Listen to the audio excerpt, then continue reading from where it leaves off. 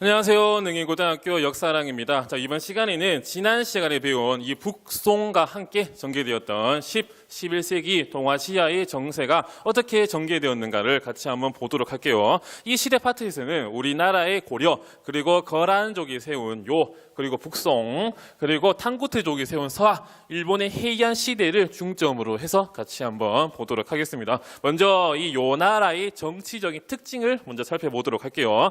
이 요 나라, 즉 거란족이 세운 국가인데 이 거란족은 시라무렌강 유역에서 살고 있었던 북방민족, 유목민족이었거든요. 그런데 야유라복이라고 하는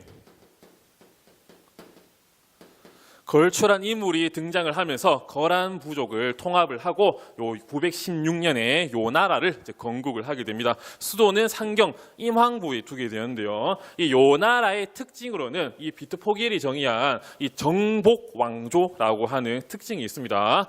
이 정복왕조란 갑자기 출현한 북방 민족이 국가가 중국을 공격을 하고 중국을 지배하면서 이제 생겨난 왕조다, 이런 뜻을 가지고 있거든요. 이 정복왕조와 반대되는 개념이 침투왕조예요. 침투왕조. 16국의 선비족이 세운 북이가 조금씩 서서히 중국으로 이주하고 침투하면서 이제 중국화된 걸 뜻을 가지고 있는데, 이 정복왕조는 갑자기 출현을 해가지고 중국을 공격하고 지배했던 왕조입니다. 이런 정복왕조에는 요 나라와 더불어 가지고 금나라, 원나라, 청나라 이런 특징들을 가지고 있는데, 이 정복왕조에는 이 두 가지의 또 특징을 가지고 있습니다. 첫 번째는 이중 통치 체제, 즉 북방민족과 농경민족을 구분해서 통치하는 이중 통치 체제라고 하는 특징을 가지고 있고, 또 하나는 자기들의 고유한 문화를 지키고 수호하기 위해서 노력을 한다, 이런 점이 있거든요. 그렇기 때문에 북이 효문제와 같이 호환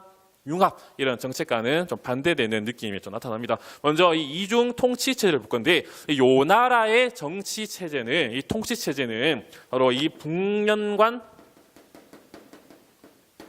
남명관제라고 할 수 있거든요. 다른 말로 남명관, 북명관제, 반대로 이렇게 섞어서 부르기도 하는데, 이런 북명관에는 유목민을 통치하기 위해 설치된 중앙의 정치 체제라고 할 수 있고, 이 남명관은 농경민을 통치하기 위해서 중앙에 설치된 그런 관제라 할 수 있거든요. 북명관의 지방에는 부족제를 실시하면서 아까 말했듯이 유목민을 통치를 하고, 남명관에는 주현제, 즉 중국 한족들이 실시했던 주현제 를 실시함으로써 농경민을 지배하는 이들이 두 개의 형식으로 차별해서 구분해서 통치를 하는 그런 모습이 보입니다. 또 하나는 자기들의 고유 문화를 지키기 위해서 노력을 하는데요.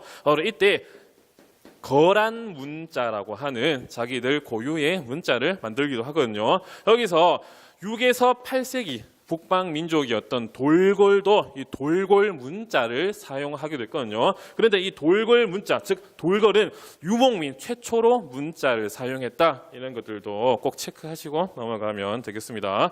이런 요 나라의 특징을 봤다면, 그 다음에는 고려의 초반 정치적인 모습을 보도록 할게요. 918년에 고려 태조 왕건이 고려를 건국을 하게 됩니다.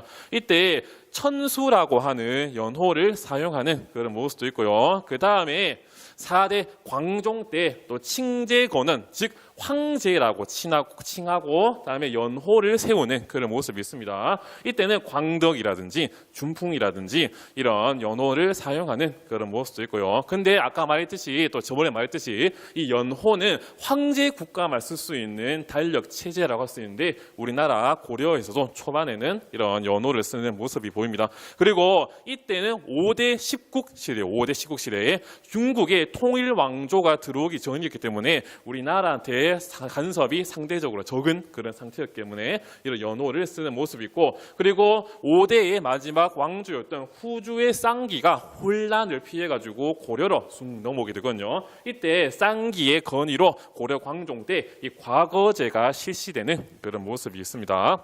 이렇게 요 나라와 고려의 정치적인 특징을 봤다면, 이제 전체적으로 동아시아의 정세가 어떻게 흘러갔는가를 보도록 할게요. 먼저 요 나라가 916년에 건국이 되고 926년에 드디어 이 발해를 이제 멸망을 시키게 됩니다. 이에 따라 발해의 유민들이 고려로 많이 넘어가는, 대광년을 따라서 넘어가는 그런 모습들도 보이기도 하고요. 그리고 후당의 석경당이 후진을 건국을 하면서 이제 요 나라의 군사적인 지원, 도움을 받게 되거든요. 이에 대한 대가로 요 나라가 만리장성 이남의 연운 16주를 이제 936년에 획득했다. 이거는 지난 시간에 배웠습니다. 이렇게 요 나라가 조금씩 강세를 보이기 시작하거든요. 이제 요 나라의 목적은 바로 이 중원의 송나라를 정복하고 정벌하는 그런 큰 꿈을 이제 가지게 됩니다.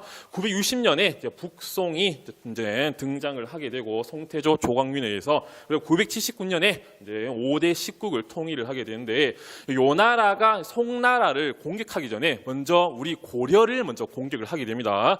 왜 먼저 고려를 공격했는가를 이 지도를 통해서 살펴보면요. 자, 먼저 한반도에는 고려가 들어와 있고, 다음에 위에 북방 초원지대에는 거란, 즉 요 나라가 들어와 있으며, 이 중원지대에는 이 송나라가 지금 들어와 있는 상태였거든요. 그런데 요 나라가 이 송나라를 공격하기 전에 먼저 이 뒤에 있는 이 후방을 안정화시킬 그런 필요가 있었습니다. 왜냐하면 봤을 때 송과 고려는 이 조공 책봉 관계를 맺고 있는 매우 친밀한 관계이기 때문에, 혹시나 요 나라가 송나라를 공격했을 때 고려가 뒤통수를 탁 치면 이게 이중 전선이 이제 형성되어 버리기 때문에 요 나라 입장에서는 상당히 곤란한 상황에 처했습니다. 그러므로 송나라를 공격하기 전에 먼저 이 고려를 굴복시키고, 다음에 굴복시킨 이 고려를 이제 두고 이제 송나라로 들어갈 계획을 삼게 되거든요.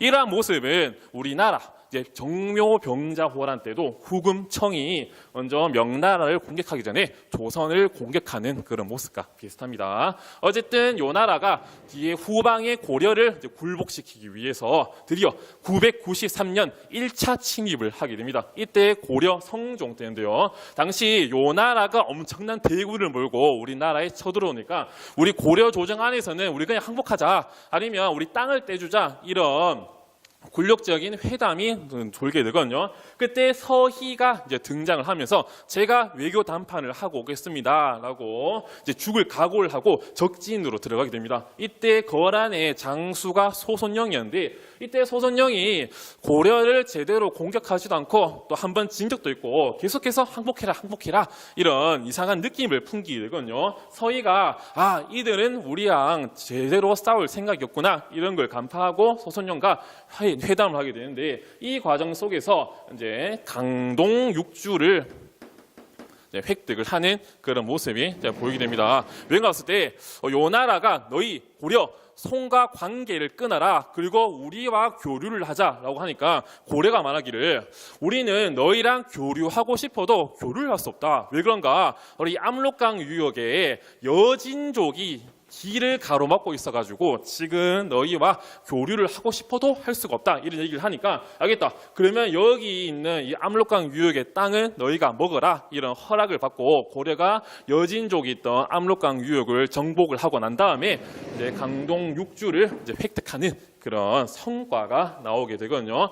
이렇게 이제 요 나라가 이제 고려 후방을 안정화시키고 난 다음에 드디어 전연의 맹약을 맺기 위해 이제 송나라와 큰 대결을 이제 벌이게 됩니다. 하지만 문치주의였던 이런 국방력이 상당히 약했던 이런 북송이 결국은 굴복을 하고 송과 요 나라가 1004년에 전연의 맹약을 맺었다. 지난 시간에 외웠거든요. 이때는 송과 요 나라가 형제 관계를 맺습니다. 송이 형, 다음에 요 나라가 동생, 이런 관계를 맺게 되고 국경선은 유지한다. 즉 이 말은 즉슨 송나라가 연운 16주를 포기한다, 이런 내용이 들어가며 송은 요에게 매해 은과 비단의 세패를 지급한다, 이런 것까지 지난 시간에 배웠고, 이런 상황 속에서 요 나라가 2차, 3차 침입을 하게 되거든요. 뒤에 느끼기에 이 강동 6주가 이 한반도를 이제 다스린 데 있어가지고, 또는 이들을 감시한 데 있어가지고 매우 유용하고 아주 중요한 장소를 깨닫고 2차 침입도 하게 되고,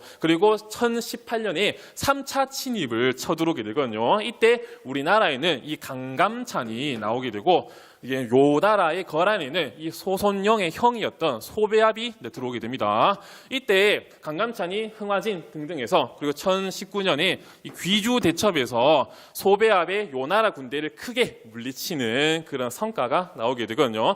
그래서 요 나라의 3차 침입 이후에는 그다음에 고려의 평화 체제가 쭉 지속이 됩니다. 그래도 고려가 이런 북방의 수비를 위해서 요 나라 3차 침입 이후에 천리장성을 축조하는 그런 모습들도 나온다. 이런 것들도 기억을 해 두시면 되겠습니다. 그리고 당시 시간이 좀 흘러가지고 1038년에 티베트에 이 서하가 이제 건국이 되게 되거든요. 이때 서하는 탕커투족이라고 이제 불리게 되는데 이 탕커투족이 이원호라고 하는 인물이 이 서하를 건국을 하고 수도는 흥경부에 두게 됩니다. 그리고 이들의 특징을 봤을 때 이들은 과거제를 실시하게 됐고 서하 자기들의 문자를 쓰기도 했으며 동서무역의 이익을 독점하면서 성장하는 그런 모습들이 보이게 되거든요. 그런데 서하의 이원호가 황제라고 칭하기 시작합니다.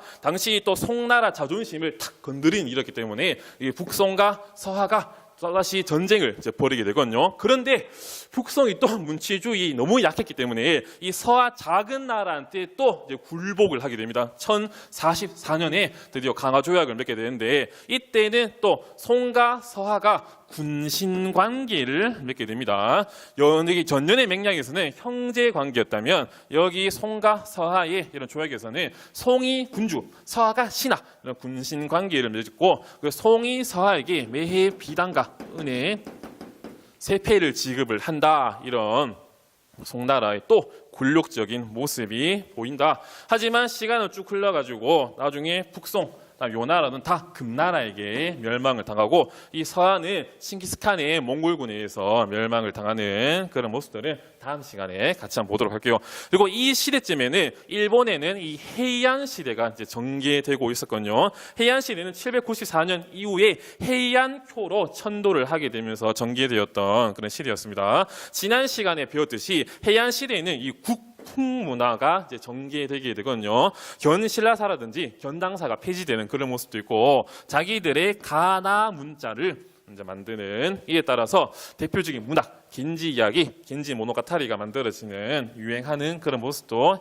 헤이안 시대에 전개되고 그리고 이때 헤이안 중기 이후로 이제 왕권이 약화되고 율령 제재가 또 약화되는 그런 모습들이 보이게 되거든요. 이에 따라서 장원 땅을 자기 마음대로 넓혀가는 그리고 자기 땅을 지키기 위해서 이런 무사 계열이 등장했다. 이런 헤이안 시대의 특징을 다 같이 봤습니다. 이렇게 11세기의 동아시아의 정세를 같이 봤고요. 자, 다음 영상에서는 여진족의 금나라가 어떻게 성장을 했고 그리고 몽골군의 칭기스칸 그리고 원나라 같이 한번 보도록 하겠습니다. 자, 오늘도 수업 열심히 들어주셔서 고맙습니다.